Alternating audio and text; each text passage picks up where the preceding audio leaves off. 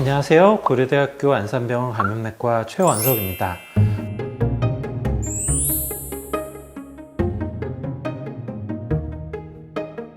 저는 오늘 새로운 감염병들이 도대체 왜 나타나고 이게 언제부터 우리 주변에 있었고 그러면 우리는 어떻게 해야 될까 말씀을 드려보려고 합니다.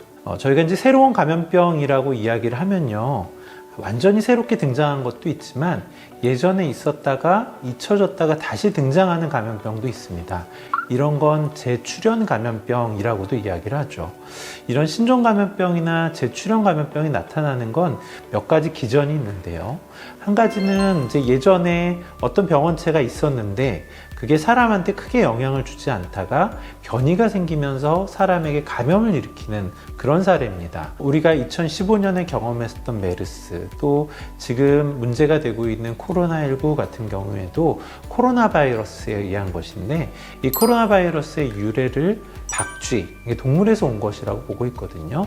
그러니까 이제 이 바이러스가 사람의 바이러스하고 합쳐지거나 또는 변이가 생기면서 문제가 되는 거죠.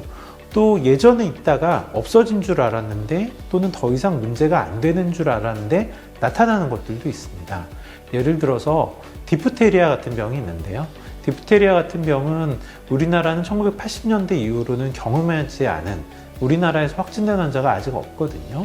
그런데 근처에 있는 동남아시아 지역의 일부에 있어서는 백신 접종하는 율이 떨어지면서 디프테리아 같은 환자분들이 늘어나기도 합니다. 예전에는 있다가 사라졌다가 다른 이유 때문에 등장하기도 하는 거죠. 또 한 지역에서만 머물러 있던 병인데 그 병이 퍼지면서 문제가 되는 그런 경우도 있습니다. 저희가 이제 기후변화하고 관련지어서 여러 가지 문제를 생각하는데요. 기후변화가 감염질환에도 많이 영향을 줍니다. 특히 기후변화가 있게 되면 매개체가 될 수 있는 곤충, 동물들이 늘어나거나 또는 서식하는 곳이 바뀔 수가 있거든요. 이렇게 되면 이것들에 의해서 매개가 되는 질환들의 분포가 달라지는 거죠. 이런 게 한 지역에서만 머물다가 다른 지역으로 퍼지는 형태의 그런 감염병이 됩니다. 감염내과 의사들이 하는 조금 우스갯소리 같은 게 있는데요. 역병 6년 주기설, 이런 이야기를 합니다. 무슨 얘기냐면 우리가 2003년에 사스를 경험했었고 2006년에 신종 인플루엔자를 경험했고 2015년에 메르스가 터졌죠. 그렇게 3번을 연속해서 신종감염병의 문제를 경험하고 나서 6년마다 또 뭔 일이 생겼으니까 2021년 되면 또 큰일이 생기겠구나, 그런 이야기를 했었던 적이 있습니다. 뭐 이런 주기가 과학적인 주기라는 건 아니지만 2020년이 되어서 또 뭐가 생겼죠.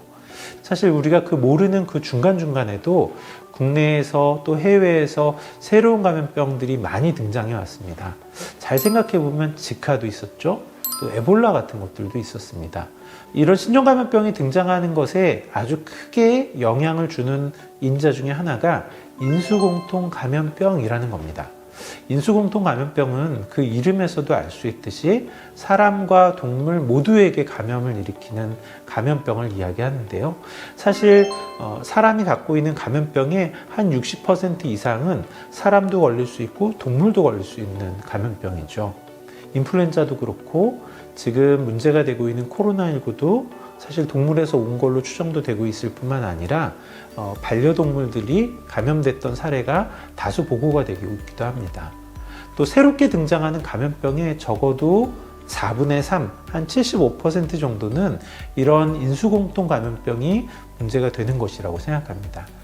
이런 신종 감염병은 왜 그러면 자꾸 이렇게 나타날까? 어떤 한 가지 이유만으로 저희가 설명하기는 어렵겠지만 사람이 살고 있는 생활의 터전이 바뀐다든가 또는 어떤 생태학적인 변화가 나타난다든가 이런 것이 영향을 주지 않을까 생각합니다. 말씀드렸던 것처럼 인수공통 감염병이 굉장히 크게 기여를 한다고 말씀을 드렸는데요.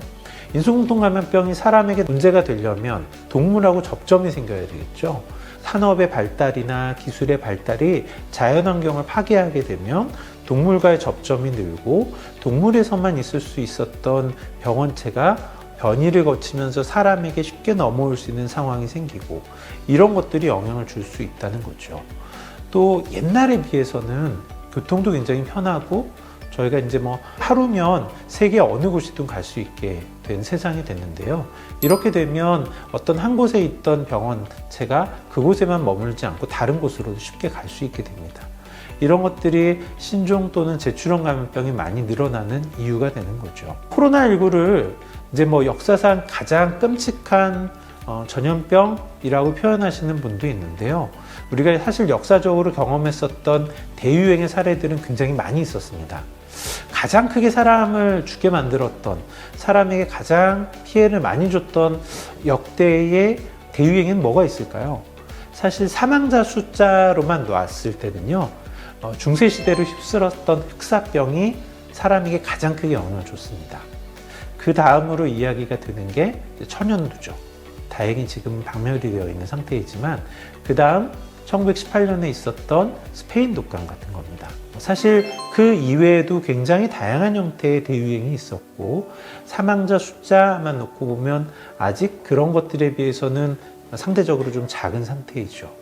사실 우리가 20세기 이후에 경험했었던 지난 한 100년, 한 120년 정도 내에 경험했었던 대유행이 크게 한 4번 정도가 있습니다. 그 중에서 제일 유명했었던 게 1918년에 있었던 스페인 독감이죠. 스페인 독감이 지금도 사진 자료들이 많이 남아 있습니다. 근데 이 사진 자료들을 보시면요, 지금 우리가 경험하고 있는 상황하고 되게 비슷해 보이는 것들이 많이 있습니다. 사실 1918년에 스페인 독감이 유행했었던 당시에도 마스크를 착용하지 않으면 전차 같은 것을 타지 못하게 막거나 이런 것들을 강제했었던 규정이 생겼던 적도 있죠. 이 스페인 독감이요, 이름이 스페인 독감이니까 이게 스페인에서 시작한 거야 라고 생각하시는 분이 있는데요. 사실은 그렇지 않습니다. 스페인 독감의 첫 사례가 보고됐던 건 미국이었죠. 그러면 이름은 왜 스페인 독감일까? 사실 이때가 제1차 세계대전 중이었는데 스페인은 전쟁에 참여하고 있지 않았었습니다. 그리고 이제 국가에서 이 환자분들이 유입되는 걸 막기 위해서 굉장히 노력을 하고 있었고 또 특히 이런 독감과 관련되어 있는 정보들이 많이 나오고 있었죠. 그러니까 스페인에서 이 독감에 대한 소식이 계속 들려오고 이걸 사람들이 인용하고 듣고 있었으니까 스페인 독감이라고 이름을 붙이게 됐던 겁니다. 우리가 그 이후에도 뭐 아시아 독감, 홍콩 독감 이런 거 경험했었는데요. 대유행의 형태로. 가장 최근에 경험했었던 대유행은 2009년에 있던 신종 인플루엔자였었죠. 혹시 기억을 하실지 모르겠지만 그때도 사실 지금하고 되게 비슷했습니다. 모두 마스크를 하고 다녔고 선별진료소가 운영이 되고 있었고 그곳에서 진료받기 위해서 많은 분들이 서 있었고 아이들이 학교 갈 때는 매일 학교 앞에서 체온을 재고 문제가 있으면 다시 돌려보내고 검사를 받게 하거나 치료를 받게 하는 이런 일들이 있었죠. 이런 신종감염병 앞으로 어떻게 될까? 아마도 앞으로 계속 생길 겁니다. 예전에 아주 유명했던 1960년대에 윌리엄 스튜어트라는 분이 아마 감염질환은 앞으로 교과에서 사라질 거야, 교과서에서. 그래서 감염질환은 더 이상 공부할 필요가 없을 거야 라고 말씀을 하기도 했습니다. 그때 이제 그런 이야기를 했었던 이유가 항생제가 등장하고 위생 상태가 좋아지고 하면서 감염질환이 줄어들었기 때문이었죠. 그런데 실제로 그렇지는 않았습니다. 물론 위생 상태가 좋아지고 백신도 만들어지고 또 항생제도 생기고 하면서 감염질환의 전체적인 양은 좀 줄어드는 것처럼 보였지만 실제 그 감염질환이 갖는 의미는 더 커졌죠. 우리가 몰랐던 바이러스들, 세균들을 알게 되었고 이게 사람에게 어떻게 영향을 줄 수 있는지 알게 되니까 문제가 되는 거죠. 또 앞서 말씀드렸던 것처럼 교통이 편해지고 이러면서 전파되는 사례들도 더 많아지기도 했습니다. 이게 단순히 사회적으로만 문제를 일으키는 것이 아니라 경제적으로도 어마어마하게 문제를 일으킵니다. 그래서 혹자는 전문가들에게 막 그런 것을 예측해달라고 이야기도 합니다. 제가 코로나19 유행 초기에 많은 분들에게 이거 도대체 언제 끝나요? 이제 다음에는 또 뭐가 생겨요? 이런 이야기를 많이 질문을 받았습니다. 제가 들을 수 있는 말은 잘 모른다 이죠. 사실 전문가라고 해서 이것을 예측하는 것은 불가능합니다. 그러면 어떻게 해야 될까? 어떤 점쟁이가 있어서 이 질환을 예측하고 예언자가 있고 이러기는 어려울 겁니다. 또 그렇게 어떤 한 가지를 잘 모르는데 선택하고 그것에 대응하는 것도 아마 적절하지 않을지 모릅니다. 제가 말씀드리고 싶은 건 뭔가 새로운 것은 계속 등장할 것이다. 그리고 우리는 그것을 대비해야 된다는 거죠. 어떻게 대비해야 될까요?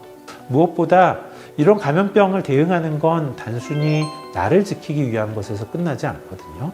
그래서 공동체를 함께 지키기 위한 노력을 우리가 좀 같이 했으면 좋겠습니다. 제가 감염질환에 대한 예방하는 방법들을 설명을 드릴 때 항상 드리는 말씀이 있는데요. 기침예절, 손위생, 마스크 착용 이런 게 나를 지키는 방법이기도 하지만 사실 다른 사람을 지키기 위한 방법이라는 거죠.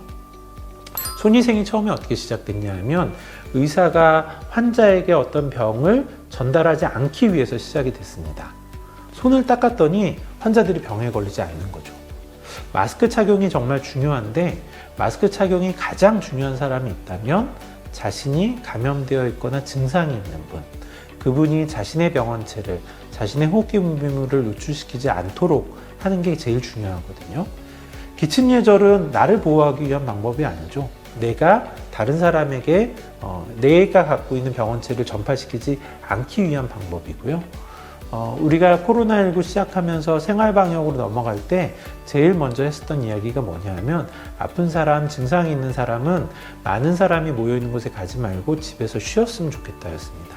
그것도 마찬가지로 다른 사람을 보호하기 위한 거였죠. 그래서 저는 우리가 공동체를 보호하기 위한 마음을 같이 가져야만 이런 신종감염병의 위협을 계속 대응해 나갈 수 있을 거라고 생각합니다. 네, 이렇게 이제 신종감염병에 대한 말씀을 드렸고요. 재미있으셨나요? 신종감염병의 이야기, 또 감염병의 역사가 굉장히 다양한 것들이 있습니다. 기회가 되시면 한번 찾아보시면 좋을 것 같고요. 들으시는 여러분들에게 도움이 되는 시간이 되셨기를 바랍니다. 감사합니다.